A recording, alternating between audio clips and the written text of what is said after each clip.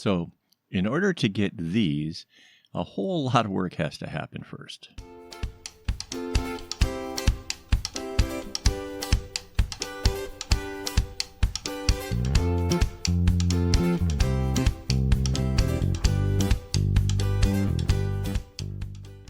Hello and welcome. This is Kevin, also known as AKAAWOL.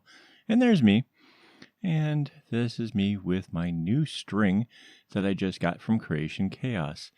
And you are witnessing what goes into actually doing a project of this kind of size and nature.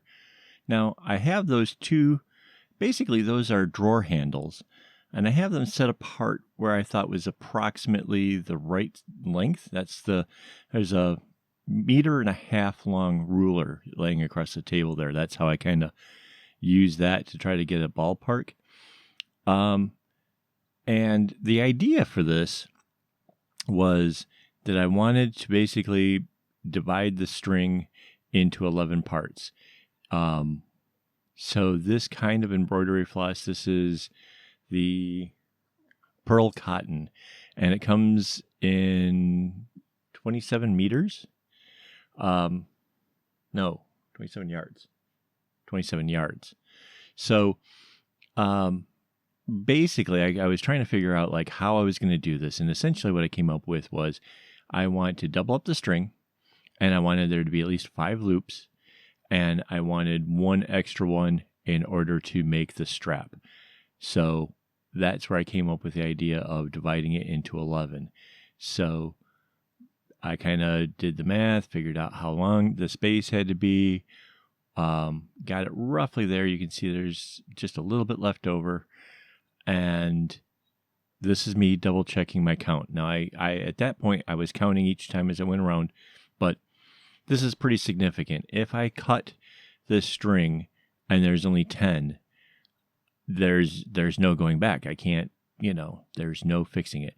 In fact, I was so concerned with this. Here's my wife, Mandy, and here she is counting the strings to make absolutely certain that I have counted it correctly. I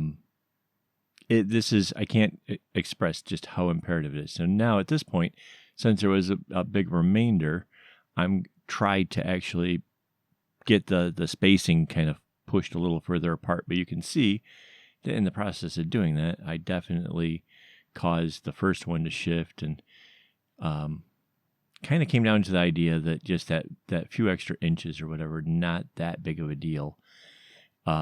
And I used the longest one, that one extra piece.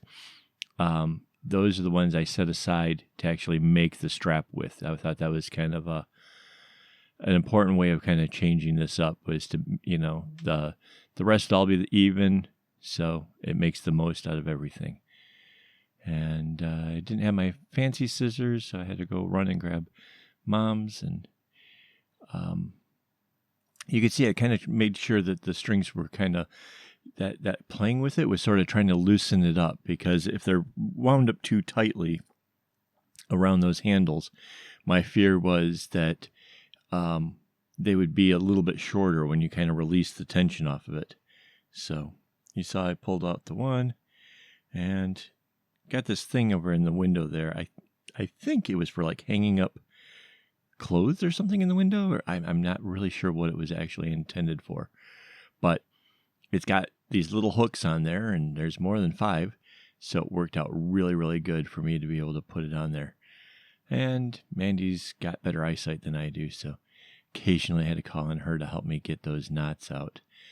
I have to admit, though, when it comes to this pearl cotton, it didn't stay in such a tight knot when it gets tangled. And this was a huge concern for me because of the fact that it comes in such a longer length. Getting it to bunch up the way that regular embroidery floss can, I thought that could be a real nightmare. But it doesn't knot against itself that too bad, which had me then concerned about actually tying the knots to make the bag itself. But it turns out that was fine as well.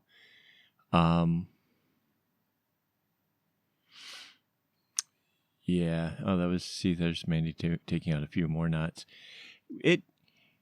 This part actually, it just really kills the amount of time that it takes to make something. It's really unfortunate that that's part of what we go through. This is why I always say that if you can, put your string onto the little bobbins, because if it gets bounced around too much or whatever, it just adds way more work to you.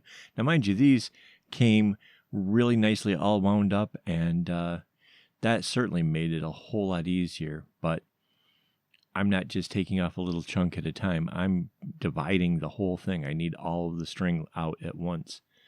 So there's kind of a difference in how that works. And I have to apologize up front here about this whole lighting thing.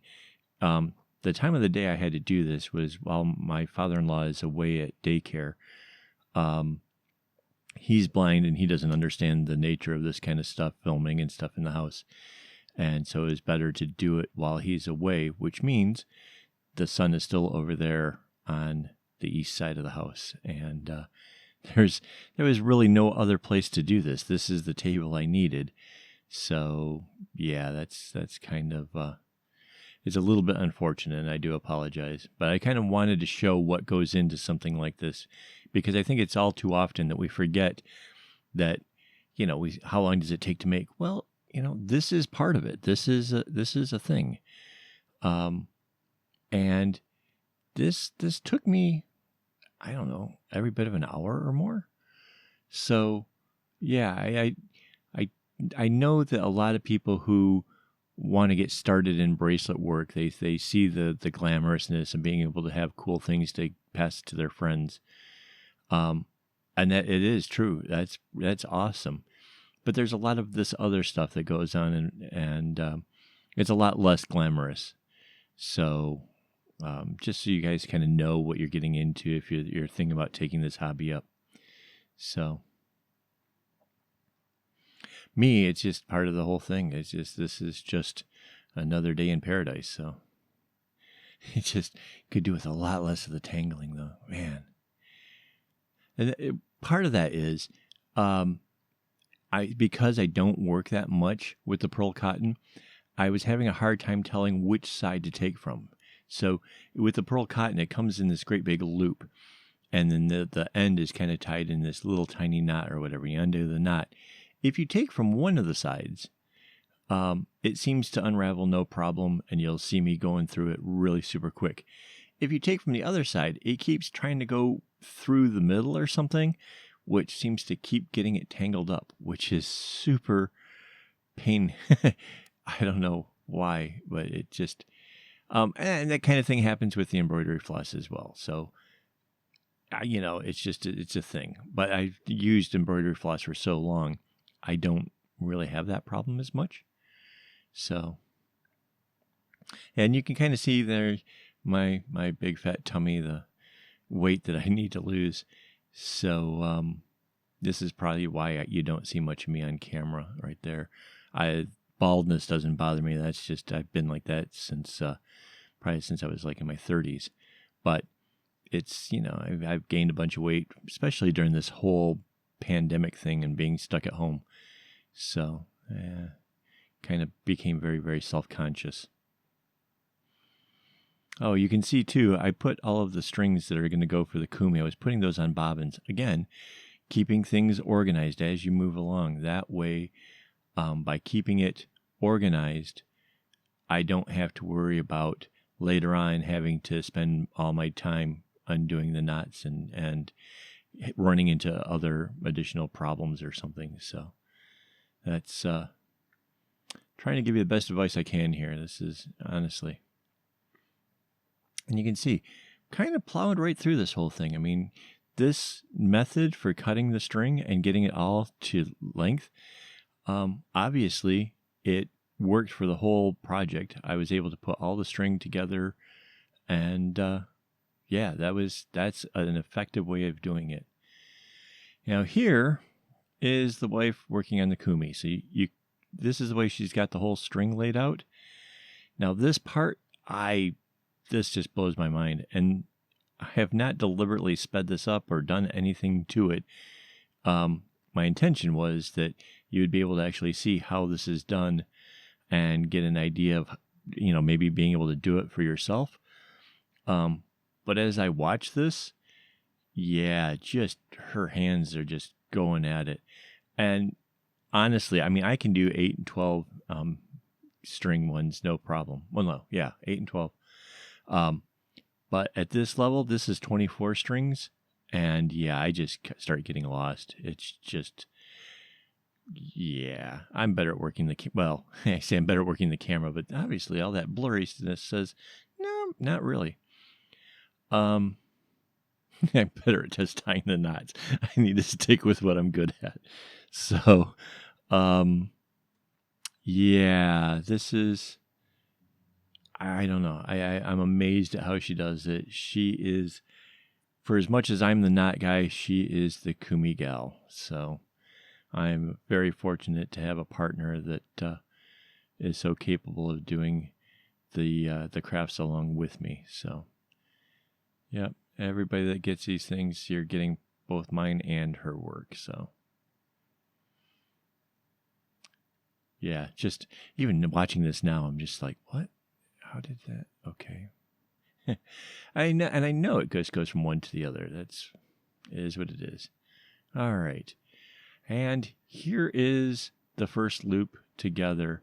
What you can tell already is, and why I wanted these colors this way, is it's going to give it something of a tie-dye look. If you notice like that top row where it's the orange and red mix, you can kind of see how it's not consistent. So the yellow orange where they mix, it gives it an off-balanced look, and the whole bag is going to do this from every color going into the next one. So this is going to be amazing. I really do hope that you guys are excited about this. Please go check out Creation Chaos and follow her on Instagram so that way you can qualify to win this thing. All right, and until next time, don't get your strings in a bunch.